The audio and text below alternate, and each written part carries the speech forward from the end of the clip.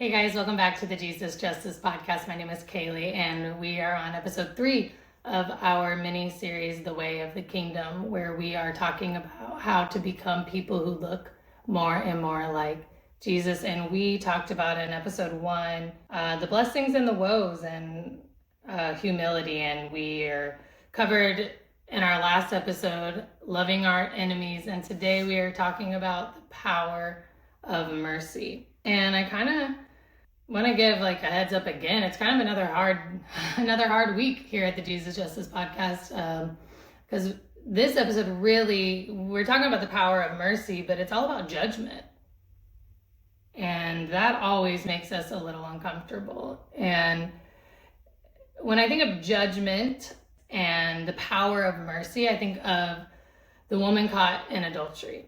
Right? You know, she was dragged into the temple courts and thrown in front of Jesus. And she was thrown out there, not because the Pharisees really cared about like holiness and not because they wanted justice per se, but they just really wanted to trap Jesus, which is kind of trash because you like use this woman like a pawn in your scheme to trap Jesus. And what's so funny about it too is that like they really like the gag was that Jesus kind of flipped it on them, right? You know, because they're trying to get him in, saying whether or not it's right for this woman to have done what she's done, but they're ready to stone her, right? Because that's what the law says. And Jesus, you know, when asked, what are we going to do? You know, he bends down and he starts writing in the dirt, and then says something that has echoed throughout history, which is, let the one without sin be the first to throw a stone. And there's silence, and people start kind of walking away, and Jesus is still kind of just using his finger in the dirt, and all of a sudden nobody's there, right? It's just Jesus and this woman who expects judgment. And I mean, Jesus is the one without sin, right? He should be throwing the first stone. And he looks at her and he's like, yo, where'd everybody go? She's like, they're not here. They left. He shows her mercy in that moment and tells her, you know, neither do I condemn you. Go and sin no more. And it's one of the clearest snapshots in all of Scripture of Jesus' justice, really. It's the Pharisees wanted punishment, but Jesus wanted restoration. He wanted to redeem her. He wanted to restore her.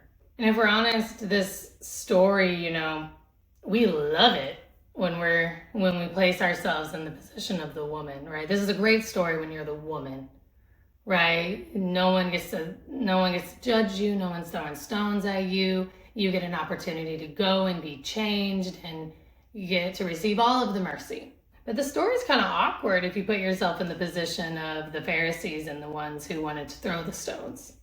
And I'm assuming if you're here, you care about justice, or you're interested in justice at least.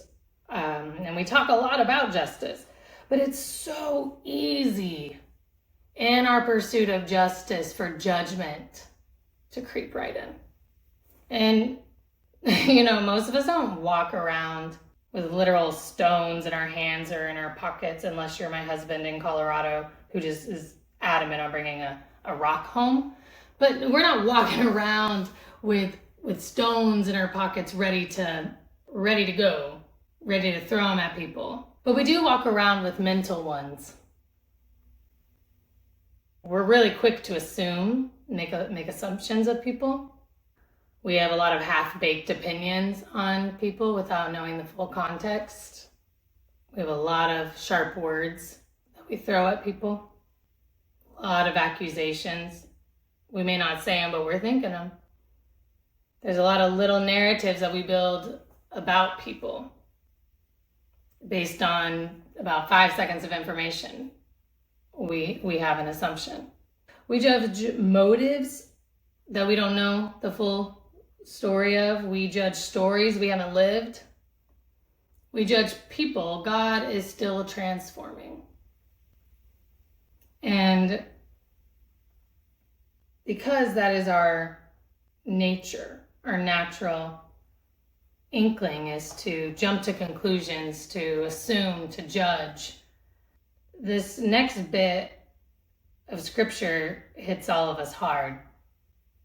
And it says, do not judge, and you will not be judged. Do not condemn, and you will not be condemned. Forgive, and you will be forgiven. It's almost like he's asking, before you pick up that stone, before you form that opinion, before you speak a word over someone, are you looking at them through my eyes or through yours? So what is the lesson here, right? Like, what do we do with that? I got 3 things for us. Point number 1 is this. Jesus isn't condemning discernment. He's confronting hypocrisy. Again, when Jesus is telling us, do not judge, do not condemn, he's confronting hypocrisy.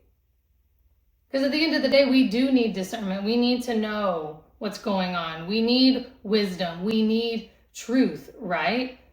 But what Jesus is pushing back against is the kind of judgment that elevates us while dehumanizing others. The type of judgment that makes us the hero and them the enemy. Don't abandon discernment. You need discernment. But what we do need to abandon is our judgment of people, our condemnation of people.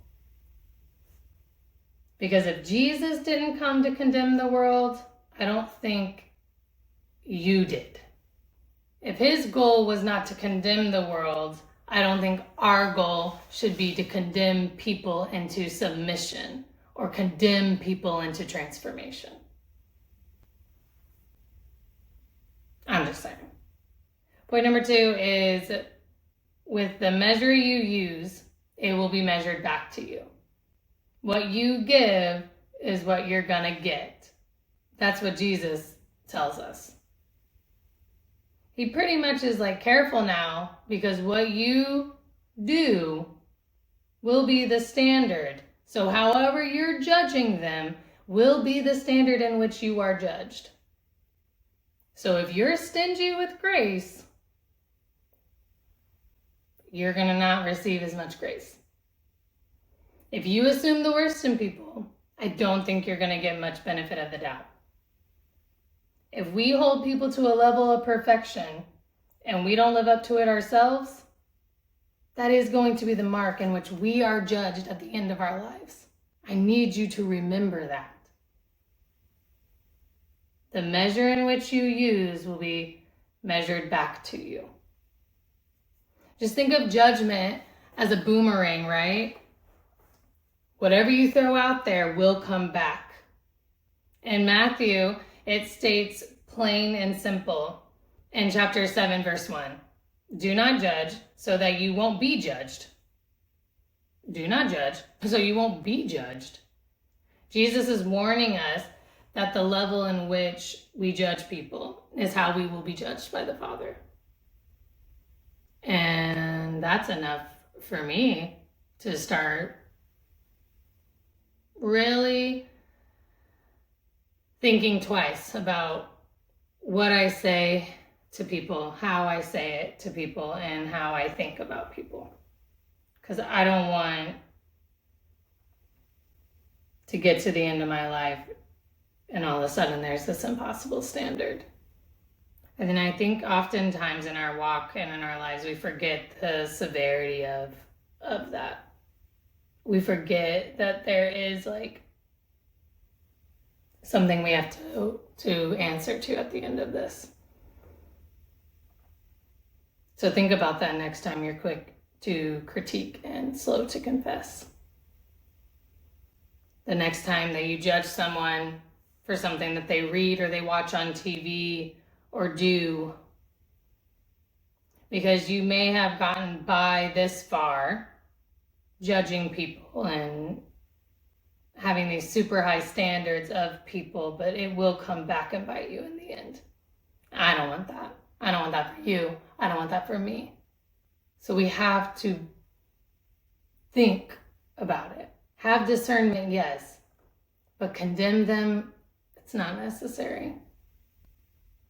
And lastly, I want to talk about, that double standard, the double standard that we often give. And it's that funny bit of scripture where Jesus says, why do you worry about the splinter in your brother's eye, but you don't even see the beam of wood in your own eye? And then he goes on and calls them hypocrites. And he tells you to take the beam out of your eye, then you can see clearly, and then you can take out the splinter in your brother's eye. It's silly, it's funny, it's a good visual, to be honest, because that visually looks and sounds ridiculous. But what he's really getting at is that you got your own issues, so there's literally no way that you can clearly judge them.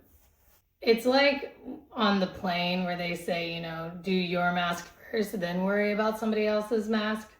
It's the same thing with judgment, all the things that we judge people on. We need to worry about us. We need to fix what's going on in here before we can fix what's going on out there. And it's not that other people don't have sin. We all have sin. And he's not saying that we can't correct our brothers and sisters that are actively sinning. But what he is saying is that you better be dealing with your own heart too. We have to let the Holy Spirit transform us first. Then with humility and gentleness and love, we can help our brothers and sisters. Kingdom judgment is not about superiority, it's about restoration. And what we can glean from Jesus' words here is that justice begins with self-examination. It starts inward, then works its way out. And to be honest, kingdom justice, biblical justice, Jesus justice is impossible without kingdom mercy. It's impossible without mercy. And we cannot heal a world that we are still condemning. We cannot fix the problem if we're still judging the problem.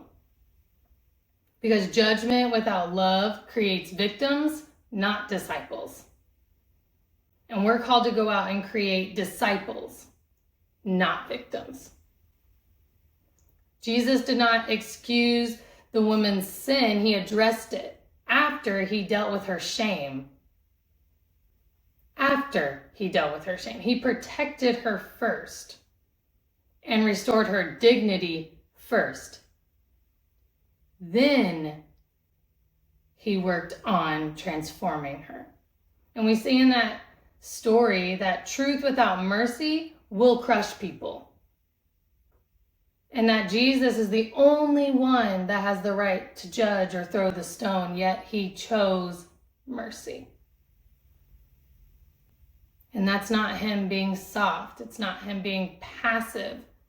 It's not a anything goes kind of mercy. It's a holy mercy that sees the truth, names the truth, and calls people into freedom. He didn't weaponize the woman's sin, which in today's world is a radical response because we're real quick to judge and weaponize people's sin against them. He didn't use her sin as a weapon. He used it as an opportunity to extend mercy and to provide an invitation to a better way of living. And that all happened when he said, "Go and sin no more." Jesus embodies the justice of God, and that justice looks like mercy first. Mercy first, transformation next. That's kingdom justice. That's Jesus justice. So in our pursuit of it, we need to be the ones that go first. Stop trying to change everybody without loving them, without having mercy towards them. So let me ask you this. Where are you quick to critique and slow to understand? What is it? Who have you written off? Who have you assumed the worst about? What plank is blocking your vision? Jesus wants you to see people the way he sees them. It's as simple as that. With eyes full of mercy, truth, and humility. And that includes yourself. You need to have mercy for yourself as well. Cut yourself some slack. Give yourself a break. How Jesus handled this situation with the woman is exactly how he'll handle your situation with you. Neither do I condemn you. Go and sin no more. Kingdom living starts with receiving mercy, and it overflows into giving mercy. And if we want to be people who pursue biblical justice, we have to start with our own hearts. It's as simple as that. If you get one thing out of this entire series, episode, just podcast in general, it's start with you. Work on your own heart first, then worry about other people's. We got to lay our stones down. We have to lay our stones down. Because when we do that, we'll look a lot more like Jesus and a lot less like the world. So yeah, this week, ask the Holy Spirit to help you. Help you see people through the eyes of Jesus. Help you to speak truth, love, and mercy. Help you to correct without condemning. I don't know, maybe some of us need to ask for help. Jesus, help me drop the stones that I'm carrying. Because all of those things, Jesus has done for us. And that's what he's calling us to do for others. Have a good week, y'all.